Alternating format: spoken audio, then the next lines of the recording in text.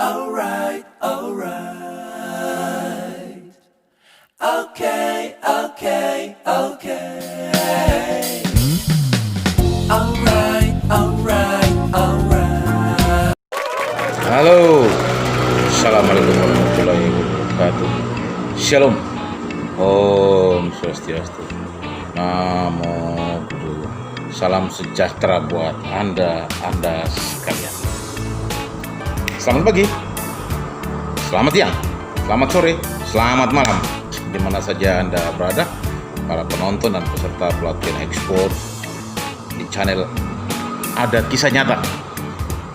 Kita lanjutkan training kita dengan cara terjadinya kontrak jual beli, atau bagaimana terjadinya kontrak jual beli.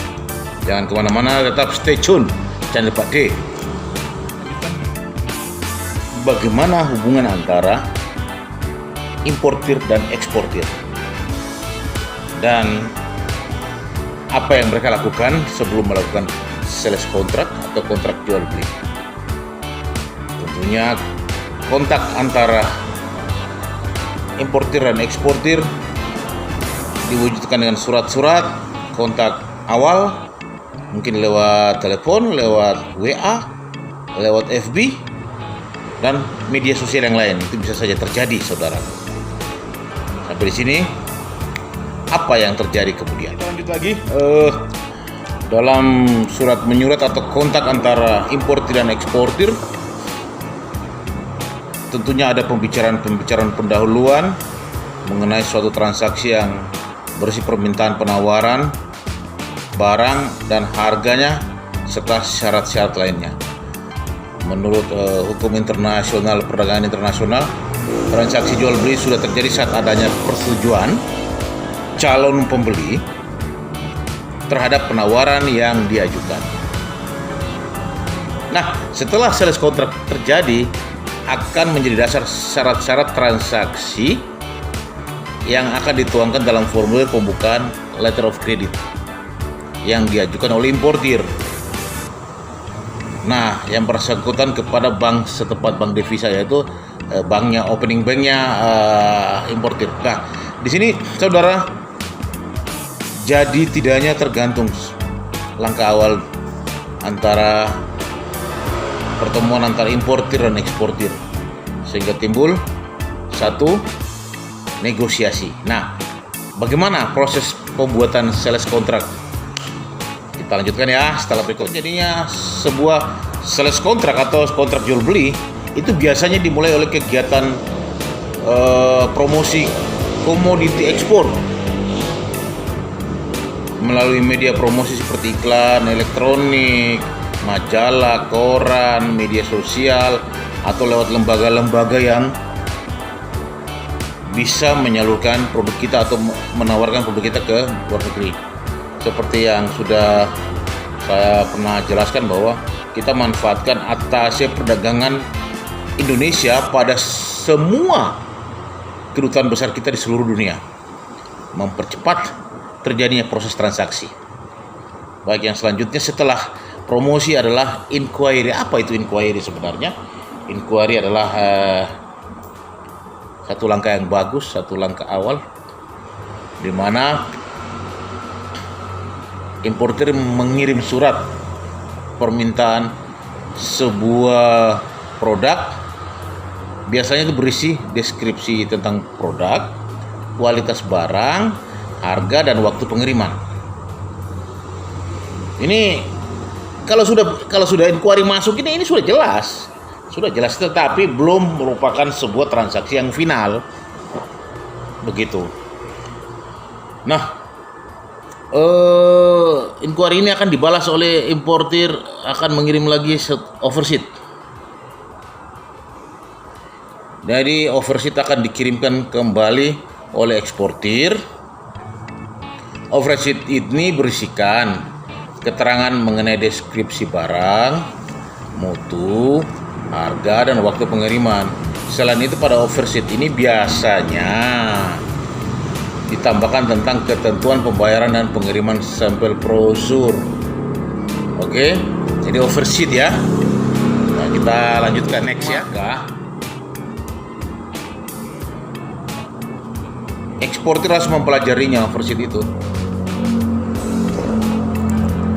Jika sepakat, maka importir akan mengirimkan suatu pesanan dalam bentuk order sheet. Nah, setelah importir menerima overseas, maka dia akan membalas kembali dengan order sheet, membuat pesanan. Ya, kurang lebih begitulah. Kalau abang-abang yang sering jadi detailer, marketing produk tertentu, mereka sudah tahu yang namanya order sheet ya. Kita nggak jauh-jauh dari pesanan deh, seperti itu supaya bisa. Tapi biasanya disebut dengan purchase order kepada eksportir ya. Jadi nama lain order sheet adalah purchase order yang ditujukan kepada eksportir. Dan Anda selaku eksportir ketika menerima order sheet maka harus sudah siap. Kita lanjut ya. Data dari order sheet, maka selanjutnya eksportir akan menyiapkan surat kontrak jual beli. Jadi ingat, sales kontrak berasal daripada eksportir ya, yang ditambahkan dengan keterangan force majeure atau inspection clause. Sales kontrak ini ditandatangani oleh eksportir dan dikirimkan sebanyak 2 rangkap kepada importir. Ada pertanyaan, kenapa 2 rangkap? Baik, saya coba untuk mereview atau menjelaskan sedikit bahwa kalau sales kontrak yang pertama kita kirim dan terjadi kecelakaan pesawat atau kapal yang membawa dokumen tersebut, maka dokumen kedua akan sampai selamat dengan tujuan atau dikirim kemudian. Nah, itulah maksudnya dibuat dua rangkap. Nah, setelah sales kontrak sampai kepada tangan importir, maka importir akan membuat sales confirmation. Sales kontrak akan dipelajari oleh importir tentunya ya, pasti. Apabila ada poin-poin yang importir tidak senang, dia akan mengabari eksportir, ini rubah ini, saya pengennya begini. Jadi, itu sudah terjadi ya. Maka setelah importir setuju, maka sales kontrak tersebut akan ditandatangani oleh importir untuk kemudian dikembalikan kepada eksportir. Jadi kembali lagi kepada eksportir sebagai sales confirmation. Nah, kalau dia sudah sepakat, dia sudah tanda tangani, berarti jadi sales confirmation. Jadi surat yang kita kirim ke dia kembalikan lagi sebagai sales confirmation. Sedangkan satu kopi lain daripada itu biasanya ada 2, karena 2 tadi, yang satu kopinya itu disimpan nama tapi dua-dua dianggap sah ya, dianggap asli importir. Setelah itu dengan sales confirmation ini, importir segera membuka LC yang ditujukan kepada eksportir. Maka lahirlah sebuah LC, terjadilah sebuah transaksi perdagangan ekspor. Sampai di situ, saudara, ada yang lain-lain silakan ditanyakan. Maka saya akan menyebutkan satu persatu proses daripada sales kontrak, yaitu pertama adalah promosi, kegiatan promosi ekspor. Setelah itu kita akan, setelah ada yang tertarik dengan produk kita, mereka mengirim inquiry. Setelah mengirim inquiry, kita balas dengan offer sheet. Oke.